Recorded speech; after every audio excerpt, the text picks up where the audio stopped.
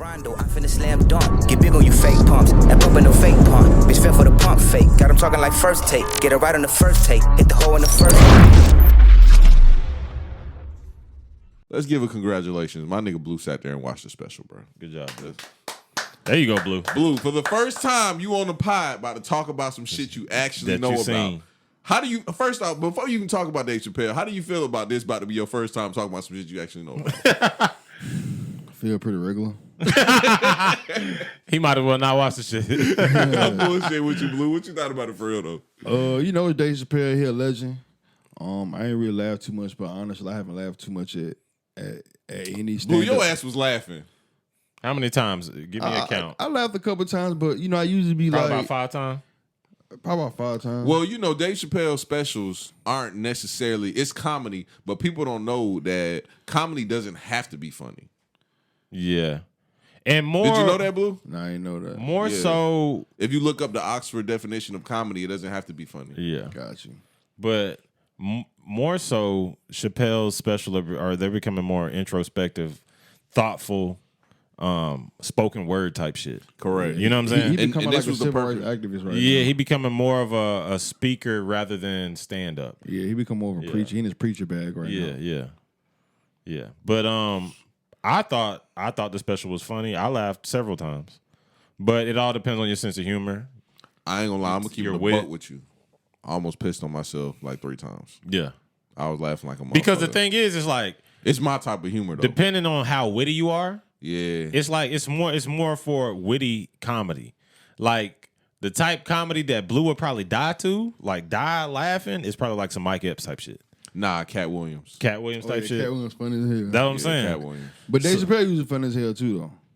But he's grown and evolved into like and what that's he is now. That's what I was telling Slim. I feel like same thing with music. A lot of times when you doing something and you take an extended break, you lose that skill. Yeah, you was saying that. Then you watch that shit and change your whole take. It's not necessarily losing a skill. You just start to key in on other things that you really want to talk about. Yeah, I got you.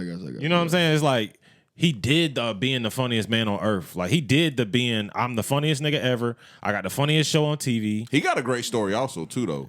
Because when he first came out, he was that corny ass comedian that nobody fucked with. Yeah, like that. He was more of shit was whack as fuck. He was more of the white black. Comedian. Yeah. You know what I'm saying? And then Blue Street put him on for real. Yeah.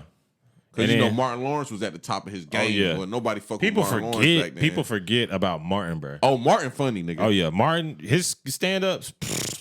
Come on, bro. I was telling Blue my top 3 yesterday, and Blue gave me that shit bad as fuck. Because he was like, on a special, Dave Chappelle is like, some people consider me the GOAT. Yeah. And, I feel like that was a real bold statement, but I was like, he not the GOAT, but I'm going to keep it a buck. The way he going right now, probably top 3. And Blue, Blue was like, what's your top 3? And I was like, probably Pryor, Eddie Murphy, and then Dave Chappelle can take the spot. And that nigga was like, Eddie Murphy not funny. And I said, oh, you ain't seen You don't remember Eddie Murphy. Yeah, you ain't seen Raw. If you said Eddie Murphy ain't funny. Come on, bro. We was young as hell when Raw came out, though. Yeah. I got you. Have y'all seen the Kings of Comedy? Oh, that nigga's funny as hell, too. Don't sleep on them, bro. But he like, you said your favorite said, right? Cedric Entertainer, he funny as hell. Oh, you got that shit. Hey, I ain't gonna lie. Kings of Comedy was funny for the time being. Yeah. But them niggas ain't really that fire, bro. Nah, bro. Bernie they Mac. top of the game, man. Bernie Mac. Bernie Mac, that's it. You wild, The rest of them niggas, All right. yeah. Steve Hughley Steve shouldn't have been too, on there. man. Steve Harvey, all right. D.L. Hughley shouldn't have been on there. All right. See, here, Hughley has a type of humor for a certain type of nigga, though. It's like, it's different. But I would tell you this. He got that my wife won't suck my dick humor. Yeah, I'll tell you this. Bernie Mac was the funniest of all of them. Correct. Next is Said. Said is, of course, Said is like he like Unc at the cookout funny. You know what I'm saying? Yeah, you can keep Said on there. Yeah. Steve Harvey, Steve Nah, Harvey, he funny, bro. Steve Harvey, corny. Steve Harvey is Steve Harvey. Bro, replace DL with Chris Tucker. Oh, you like Chris Tucker? I love Chris Tucker. Oh, that nigga's annoying the hell to me. But what you think, dude? Bro, and you can replace Yeah. you can replace Cedric the Entertainer with Hamburger. I fuck with Hamburger. Who's Hamburger? Chris Tucker's a mid. Chris Tucker was a mid. I agree with that. Yeah. Nah. Chris Tucker was funny as fuck. But yeah. Blue, have you ever seen Def Comedy Channel? Yeah. You seen Chris Tucker's like Bruh, no lie, the best stand-ups from Def Comedy Jam is Chris Tucker's, Martin Lawrence's, and Bernie Mac's. Yeah. I won't disagree with that. Them, And Hamburger. but this was when they was like heavy hitters back then though. Yeah. They was like funny. Jamie Foxx was funny as hell back in the day. People forget Jamie Foxx was a stand-up. Jamie Foxx was funny as a bitch. Yeah. Nah, you know who was funny that people used to sleep on back then during the Def Comedy Jams? What? Bill Bellamy. Oh yeah, he was funny as hell. That nigga, I forgot he was a stand-up. Bro, people when he used to started acting, people used to sleep on Bill Bellamy because he was a pretty boy. Yeah. So they never really took him like serious. Yeah. But that nigga Bill Bellamy was that nigga, bro. Yeah, he was funny as hell. Nigga, that joke that he cracked about the damn Rolodex shit, nigga, that shit had me screaming laughing. He was like,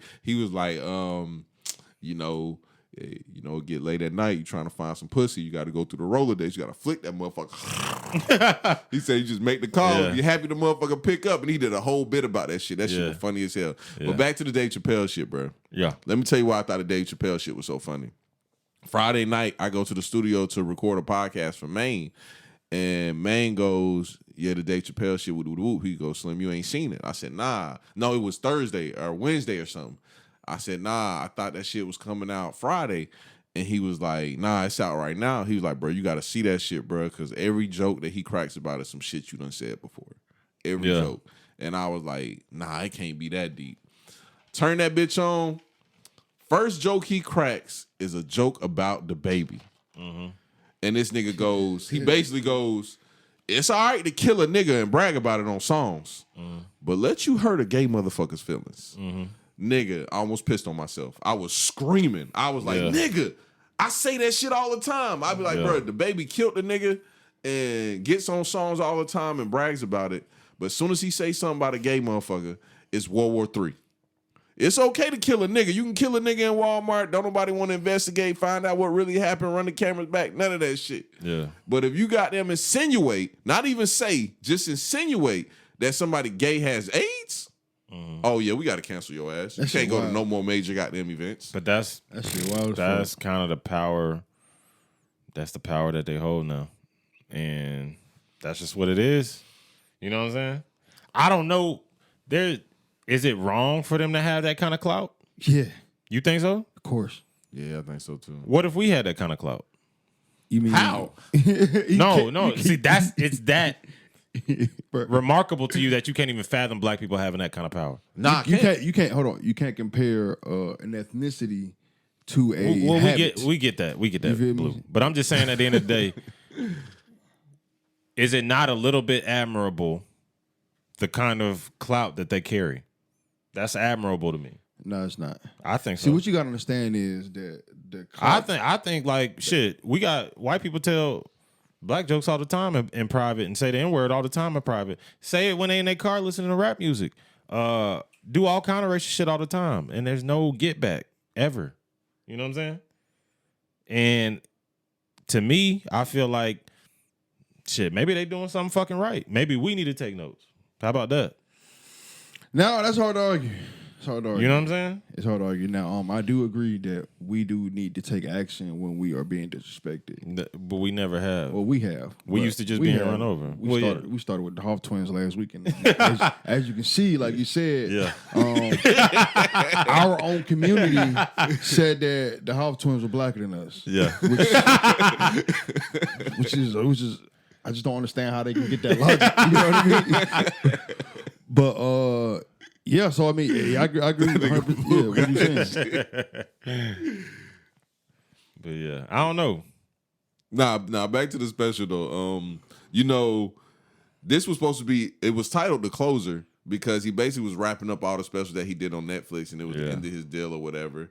But he got a lot of backlash because of the trans joke. I'm gonna keep it a buck. Those trans jokes was the funniest shit I ever heard in my life. The ones he said on the first special was way worse than the ones he said on this one. And don't get me wrong though, like none of the jokes that he said about trans people was bad to me. None of them.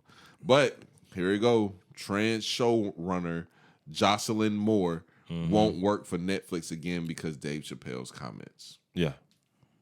And shout out to Dr. Umar, he posted that. And here's the thing. Who cares? But go ahead. This is a Build that scoop. that showrunner that we're talking about. Yes. She's the showrunner for a black TV show called Dear White People on Netflix. Yeah. Hold on. So she's an actor on that show? No, she's the showrunner. Showrunner is somebody that like just prepares stuff for the show and shit. Yeah. Be on set helping people, shit like that. So she just basically like the It's a prominent role in when you're doing television. Yeah. It's a prominent role. So basically, she like go get the coffee and all that other shit. No, that's an assistant. I'm not she gets stuff exactly together for the show. Yeah, it's a prominent role in show business. Okay, but when you're the thing is, this is a white trans woman that a white nigga with a wig. Come on, Blue. Go ahead. God damn it. Nigga with a wig. God damn it. But on a black run TV show that's supposed to be about black people and the shit you go through being black in America dealing with white people. It's called Dear White People. Yeah. And so basically you saying she should have got fired a long time ago. Where'd that come from? I don't. Go ahead. Am I missing something? I don't know. Continue. But I'm just saying at the end of the day that it's kind of like this is the hypocrisy of America, which is she can talk about his words against LGBTQ members of the community, but can't even see her own hypocrisy of being a white woman, being a showrunner for a all black television show. Can't even see that. Yeah, you know what I'm saying? I'm with you on that shit. Don't even see it. Blinders on. But bro, let's get to the nitty and gritty. What did he say that pissed trans people off so bad? Like, what was it? Because I've watched the special 3 times and I still can't figure it out. He said a lot of wild shit. Like what? What you think though? Which part? Nothing that made me jump, but I can't tell what people. I can't tell what people. What can makes somebody offended? Yeah, and the thing is, we literally can't tell. Like nowadays, it changes every day, so you don't know. Like back in the day, you could say a lot of wild shit, and a lot of gay people probably wouldn't be offended by it. You know what I'm saying? But now, what you thought about the story he told about his friend he had that was trans that used to come to all his shows, and he let her, open up, be an opener, in Phoenix. I think that's some cool shit. That's what I thought too. Yeah, that's some very they were cool offended shit. by that, and they were super offended by the fact how he delivered that she killed herself, and they felt like he was cracking a joke on trans people committing suicide, and that is super sensitive. Because he wasn't cracking a joke about trans people committing suicide. He was telling a story about how his friend committed suicide, and he didn't understand how. And then even went on to say how he set up a mutual fund account for. He found out that the person had a daughter. Set up a mutual fund account for them to get when they turn, I think 21 or 18, and he said he's going to deliver it in person. Yeah, they missed that part, I guess. Yeah. I mean, bro, words are weapons nowadays. Yeah, definitely. And see, what you got. That's weird, but that's the age we live in. Yeah, definitely. And see, what you got to understand is this is really all part of the master plan. And so what you got to understand is when I 43 minutes, we finally got Blue to crank a conspiracy theory. Go ahead, Blue. You got the floor, brother. So third eye open. So when I say master plan, first of all, when you create a community, like I said, 'cause this is all part of the master plan, it's going to be apparently the pros and the cons. The pros are, you get all these rights that you pretended that you never had. All right. The cons are that now, since you created this community and it's so big, now you're putting yourself in the same box as everybody else. And what I mean by that is free game. You feel me? So now you're in the situation for comedians to make jokes about you.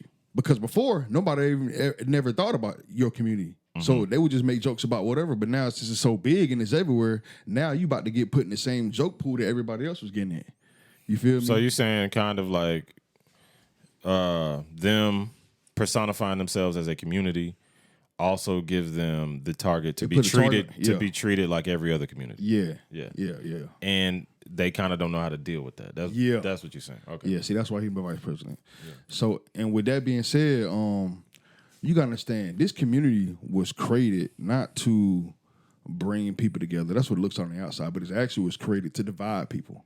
because now for the first time in ever, you got people distinguishing and hanging out with each other or not hanging out with each other. Dave Chappelle said that. He said, I just thought I had the white people on the ropes, and they came up with this LGBTQ shit and all this other shit to combat my fight against white people. That's what he said. Yeah. Keep going over. Yeah, so in there what they're doing is dividing people. And you're dividing people based off of the type of sex they like to have. You know what I'm saying? Which is weird, but it's just another method of division, because what you got to understand is at the end of the day, it's all about control. Yeah. And so people are already divided by race. They're already divided by religion. What's left? Now we're going to divide them by sex. Blue, I ain't gonna lie. That's a weird ass way to describe somebody being gay.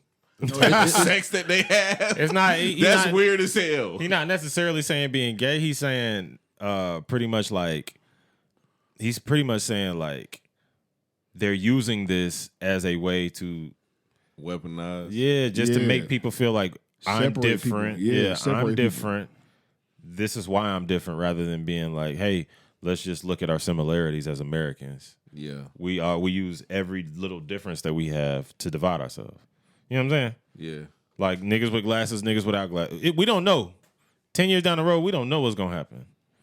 You know what I'm saying? You already got people talking about you fat shaming them and all this other stuff. Like back in the day, it was just like, bro, go for a jog. Like, what are you talking about? Yeah. You know what I'm saying? I'm gonna let niggas know if it's gonna be skinny niggas versus fat niggas, and I keep getting fat, we gonna win the fat war.